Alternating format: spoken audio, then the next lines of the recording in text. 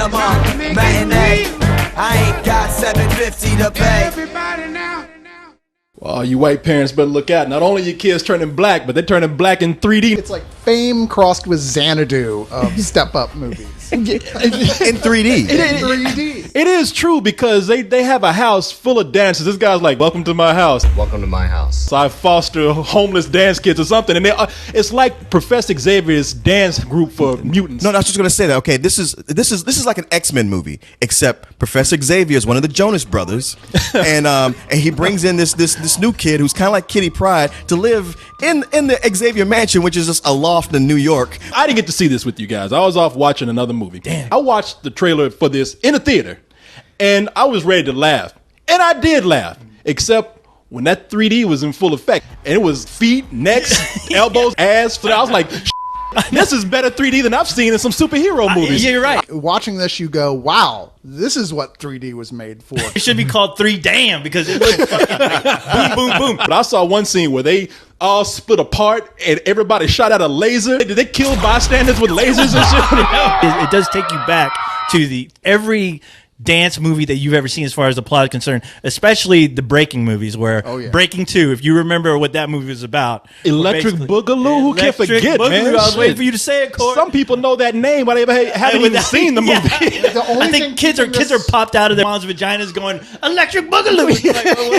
It's every dance, Save the Rec Center, kung fu movie you've ever. It's like, if you can't predict this, it's because you really are retarded. Almost every detail of this feels like it was made in 1983. I mean, yeah. at one point there's a wall of boom boxes.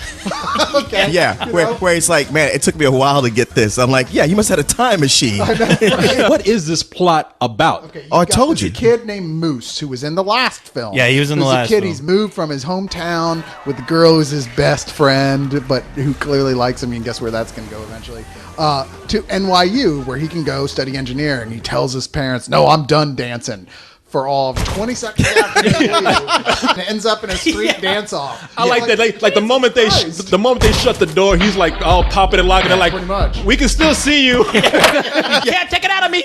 So he attracts the attention of this local filmmaker / Professor Xavier. Yeah, professional Xavier guy. His name is Rick Malambry, I think. I've never heard of him myself. Brings this kid up to his magical warehouse. He has to pay all this rent or he's going to lose the place. And even worse, the guy who's going to buy it is his arch nemesis. His name is Magneto. But now, as far as him like searching the club for new talent, there's this one girl who's been dancing. He's like, she's got the stuff. And her name is Shammy Vincent. Yeah, so Shammy she's the girl that looks like Sharni. Is it Sharni? Sharni. We can take him. You said so yourself. We're not ready. You can trust me. It looks like it's over. There's no way the Pirates can come back from this.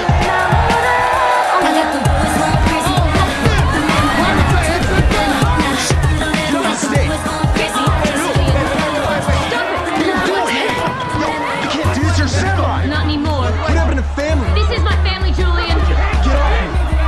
The guy who played Moose. The guy's name is Adam G. Who like, this kid is really charming and he's a good actor. You think he's going to be coming up more and more? Yeah. He Well, could, you know what? because he's got an unusual look to his face, but he's cute. Look, the audience knows this is bullshit.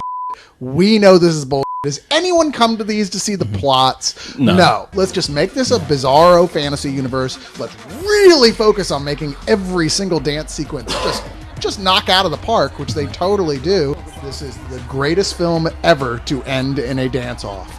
And by that, I'm going to give it a low full price. They spent too much time on the plot. Like, the movie's 2 hours long, and it could have been shaved down by 20 minutes by if they just didn't feel like they had to wrap up so many plot lines and have so many plot lines going on. Really, except for the dance numbers and some lines there, this was some old bull in a huge way, and I ain't gonna apologize for that. I'm like, wow, this is bad on a scale that I wasn't prepared for.